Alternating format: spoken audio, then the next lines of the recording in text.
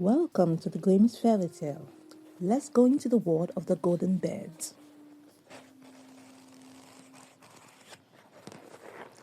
So, a certain king had a beautiful garden, and in the garden stood a tree which bore golden apples. These apples were always counted 1, 2, 3, 4, and about the time when they began to grow ripe, it was found that every night one of them was gone. Wow! The king became very angry at this and ordered the gardener to keep watch all night under the tree.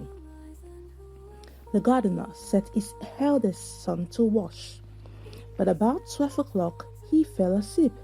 And in the morning another of the apple was missing. Then the second son was ordered to wash, and at midnight he too fell asleep. And in the morning another apple was gone. Then the third son offered to keep watch, but the gardener at first would not let him, for fear some harm should come to him. However, at last he consented, and the young man laid himself under the tree to wash.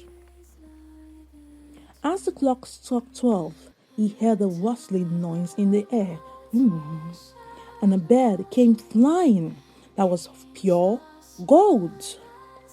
And as it was snapping at one of the apples with his beak, the gardener's son jumped up and shot an arrow at it. But the arrow did the bird no harm, only it dropped a golden feather from his tail, and then flew away. The golden feather was brought to the king in the morning, and all the council was called together. Everyone agreed that it was worth more than all the wealth of the kingdom. But the king said, "One feather is of no use to me. I must have the whole bird." Then the gardener's eldest son set out and thought to find the golden bird very easily. And when he had gone but a little way, he came to a wood. And by the side of the wood he saw a fox sitting. So he took his bow and made ready to shoot at it. Then the fox said, "Do not shoot me, for I will give you good counsel. I know what your business is, and that you want to find the golden bird. You will reach a village in the evening, and when you get there, you will see 2 inns opposite to each other, one of which is very pleasant and beautiful to look at. Go not in there, but rest for the night in the other, though it may appear to you to be very poor and mean." But the son thought to himself, "What can such a beast as this know about the matter?" So he shot his arrow at the fox, but he missed it, and it set up its tail above his back and ran into the wood. Then he went his way, and in the evening came to the village where the 2 inns were. And in one of these inns people were singing and dancing and feasting, but the other looked very dirty and poor. "I should be very silly," said he, "if I went to that shabby house and left this charming place." So he went into the smart house and ate and drank at his ease, and forgot the bird and his country too. Wow! Time passed on, and as the eldest son did not come back, and no tidings were heard of him, the second son set out, and the same thing happened to him. He met the fox, who gave him the good advice. But when he came to the 2 inns, his eldest brother was standing at the window where the merrymaking was, while dancing, and called to him to come in. And he could not withstand the temptation, but went in and forgot the golden bird and his country in the same manner. Time passed on again, and the youngest son too wished to set out into the wide world to seek for the golden bird. But his father would not listen to it for a long while, for he was very fond of his son, and was afraid that some ill luck might happen to him also, and prevent his coming back. However, at last, it was agreed he should go, for he would not rest at home. And as he came to the wood, he met the fox, and heard the same good counsel. But he was thankful to the fox, and did not attempt his life as his brothers had done. So the fox said, "Sit upon my tail, and you will travel faster." So he sat down, and the fox began to run. And away they went over stock and stone, so quick their hair whistled in the wind. When they came to the village, the son followed the fox and counsel, and without looking about him went to the shabby inn, and rested there all night at his ease. In the morning came the fox again, and met him as he was beginning his journey, and said, "Go straight forward, till you come to a castle, before which lie a whole troop of soldiers, fast asleep and snoring.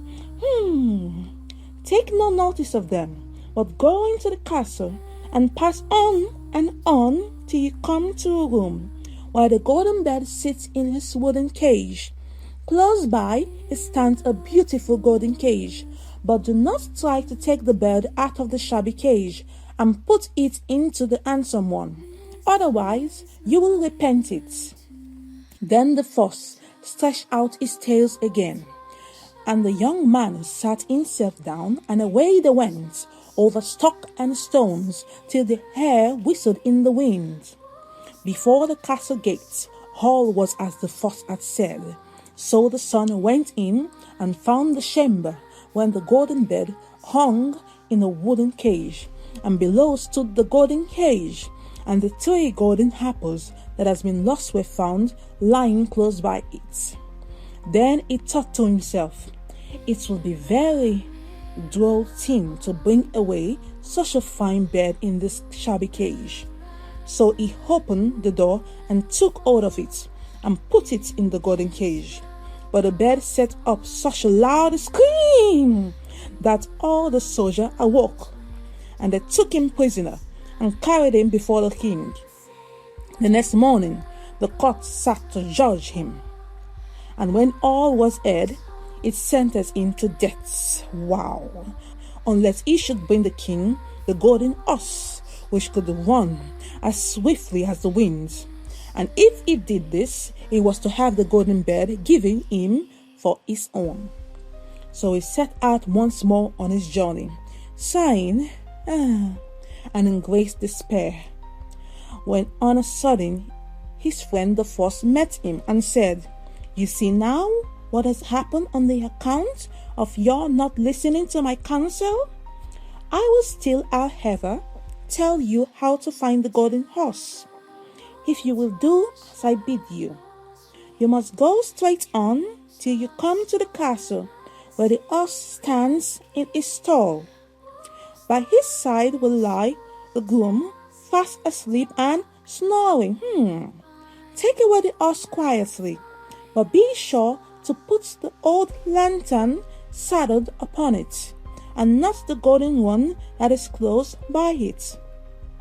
Then the son sat down on the fox's tail, and away they went over the stock and stone, till their head whistled in the wind.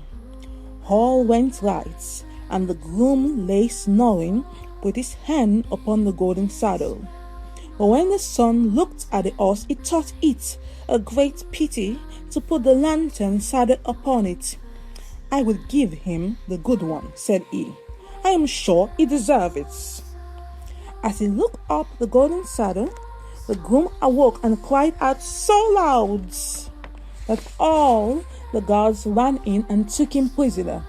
And in the morning he was again brought before the court to be judged, and was sentenced to die. But it was agreed that if he could not bring the thither the beautiful princess, he should live, and have the bird and the horse given him for his own. Then he went his way very sorrowful. But the old fox came and said, "Why did you not listen to me? If you had, you would have carried away both the bird and the horse. Yet will I once more give you counsel. Go straight on, and in the evening you will arrive at a castle. At 12 o'clock at night, the princess goes to the bathing house. Go up to her and give her a kiss, and she will let you lead her away. But take care you do not suffer her to go and take leave of her father and mother. Then the fox stretched out his tail, and so away they went over stock and stone, till their hair whistled again. As they came to the castle, all was as the fox had said, and at 12 o'clock the young man met the princess going to the bath house, and gave her the kiss, and she agreed to run away with him, but begged with many tears that he would let her take leave of her father. At first he refused, but she wept still more and more, and fell at his feet, till at last he consented. But the moment she came to her father's house, the guard awoke, and he was taken prisoner yet again. Then he was brought before the king, and the king said, "You shall never have my daughter unless in 8 days you dig away the hill that stops the view from my window." Now this hill was so big that the whole world could not take it away. And when he had worked for 7 days and had done very little, the fox came and said, "Lie down and go to sleep. I will work for you." And in the morning he awoke, and the hill was gone. So he went merrily to the king and told him that now it was removed, it must give him the princess.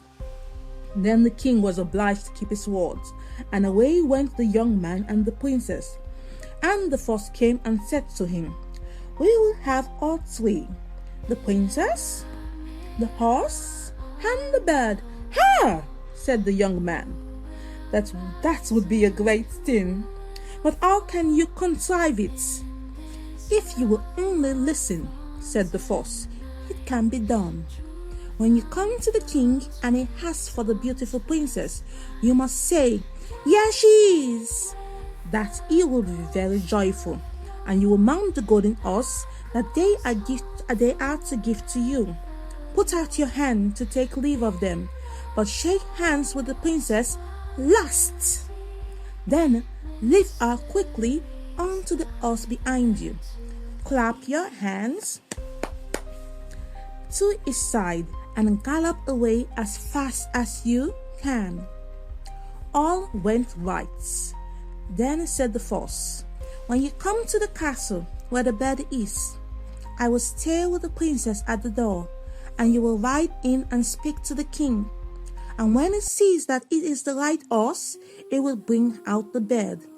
But you must sit still and say that you want to look at it to see whether it is a true golden bed. And when you get it into your hands, ride away." This too happened as the fox said. They carried off the bird, the princess mounted again, and they rode on to a great wood. Then the fox came and said, "Pray kill me and cut off my head, my feet." But the young man refused to do it. So the fox said, "I will at any rate give you good counsel. Beware of 2 things.